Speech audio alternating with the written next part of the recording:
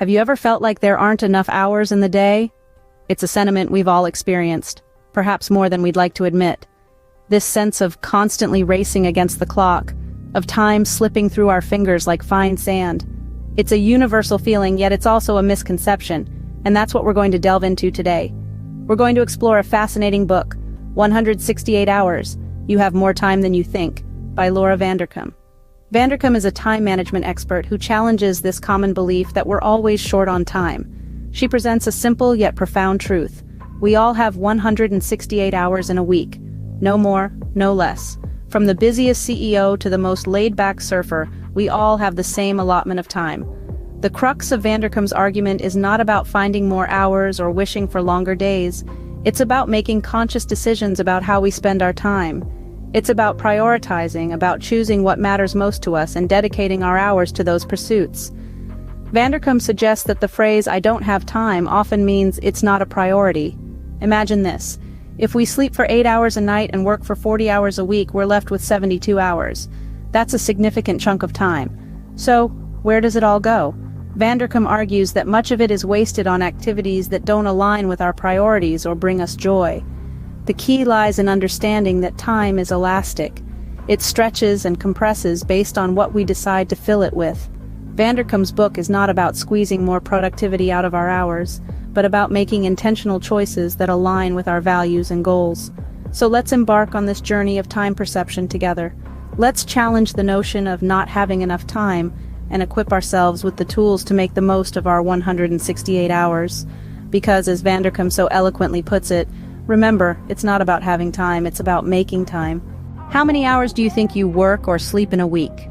Now let's take a moment to delve into the concept of the time log, an intriguing idea presented in the book 168 Hours, You Have More Time Than You Think. This concept is a tool to help us gain a clear understanding of how we spend our time. It's quite simple, really. We track our activities for a week, jotting down what we do and how long we do it. This might sound tedious, but the results can be eye-opening. Think about it. How often do we exaggerate when we say we're working 60 hours a week or sleeping only 4 hours a night? The time log helps us cut through these exaggerations and perceptions, revealing the stark reality of our time utilization. You might be surprised to discover that you are not as busy as you thought. Those 60-hour work weeks might turn out to be 45, or those 4 hours of sleep might actually be 6. The time log doesn't lie, and it can provide a reality check that many of us could benefit from. The beauty of the time log lies in its simplicity. It doesn't judge, it doesn't make assumptions, it merely presents a factual account of how we spend our days. This allows us to take a step back, look at our lives objectively, and make informed decisions about how we want to spend our time. For instance, you might realize that you're spending more time on social media than you thought, or that you're not devoting as much time to your passion projects as you'd like. The time log is a mirror, reflecting our life as it is, not as we perceive it. So why not give it a try? Spend a week tracking your time and you might just uncover some enlightening insights about your daily routine. Remember, knowledge is power, and understanding how you spend your time is the first step towards making the most of it. Because, as the saying goes, what gets measured gets managed. What if you could focus only on what you do best and what you enjoy doing? Imagine a world where your tasks only revolve around what brings you joy and value. Sounds like a dream, right? But according to Laura Vanderkam, author of 168 Hours, You Have More Time Than You Think, this is not only possible, but it's also within your reach. She introduces us to the concept of core competencies. Core competencies, a term we often hear in business management, is now applied to our personal lives. It refers to the things we do exceptionally well, those activities that we not only excel at but also thoroughly enjoy. These are the tasks that provide significant value to others and, in turn, give us a sense of fulfillment. Imagine you're a writer who loves to read. Your core competencies might include storytelling, crafting engaging characters, or creating vivid settings. On the other hand, you might struggle with or dislike other tasks like marketing your books or managing finances. According to Vanderkam, focusing on your core competencies, the writing and reading, and delegating or minimizing the rest can free up more of your time. The concept of core competencies encourages us to take a good look at our lives and identify those areas where we shine. It asks us to question, are we spending our time on things we're good at and enjoy? Or are we wasting precious hours on tasks that are better suited for others? The beauty of focusing on our core competencies lies in its simplicity. We're not asked to do more, but rather to do what we do best. By honing in on our strengths and passions, we can maximize our productivity, increase our happiness, and yes, even find more time in our day. So take a moment. Think about what you're good at, what you love doing. Then, make it a priority. After all, as Vanderkam reminds us, time spent doing what we love is never wasted. Imagine having a list of 100 things you want to do in your lifetime. What's on your list? The essence of this question lies at the heart of the 100 Dreams List concept from the book, 168 Hours, You Have More Time Than You Think. This list is a powerful tool that aids in identifying the things we truly desire to devote our time to. It's not about the mundane day-to-day tasks, but rather, it's about those grand visions and ambitions that make our hearts race with excitement. Think of it as a bucket list, but not just for adrenaline-fueled adventures or far-flung travel destinations. It includes those too, of course, but it also includes the books you've always wanted to read, the skills you've longed to master, the relationships you wish to cultivate, and the personal milestones you're eager to achieve. Creating this list requires a deep dive into our hearts and minds. It's about introspection and self-awareness. It's about acknowledging what we truly yearn for, what makes us feel alive, and what we would regret not doing if time were to run out. But this list is not just a fanciful exercise in daydreaming.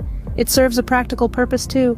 Once we have this list, we can use it to help prioritize our time. It becomes a compass, guiding our decisions about where to invest our precious hours. Every time we're faced with a choice about how to spend our time, we can refer to our 100 Dreams list. Does the task or activity align with our dreams? Is it taking us a step closer to ticking off one of those 100 items? If not, perhaps it's not the best use of our time.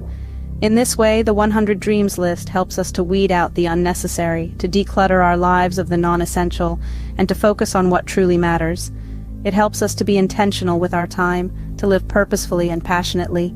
So why not start your journey today? Grab a pen and paper and start jotting down your dreams. Remember, they don't have to be grand or extravagant, just genuine. Your time is precious. Make sure it's well spent. Let's wrap up what we've learned about making the most of our 168 hours. Time, as we've seen, is a matter of perception. It's not about having too little or too much of it, but rather about how we choose to perceive and utilize it. We often feel overwhelmed, believing we're short on time. However, the truth is, every week consists of 168 hours, and it's up to us to make the most of them. The concept of the time log is a powerful tool in this journey. By tracking how we spend our hours, we gain insight into where our time actually goes. This clarity allows us to make informed decisions about our time investments, helping us to prioritize and make adjustments where necessary. Then we delved into core competencies. These are the things we excel at and enjoy doing. By focusing more of our 168 hours on these areas, we not only become more productive but also find greater satisfaction and happiness. Remember, it's about working smarter, not necessarily harder. And finally, we explored the 100 Dreams list. This is not just about setting goals, but also about envisioning the life we want to lead. By identifying our dreams and breaking them down into achievable tasks, we can gradually work towards realizing them within our 168-hour framework.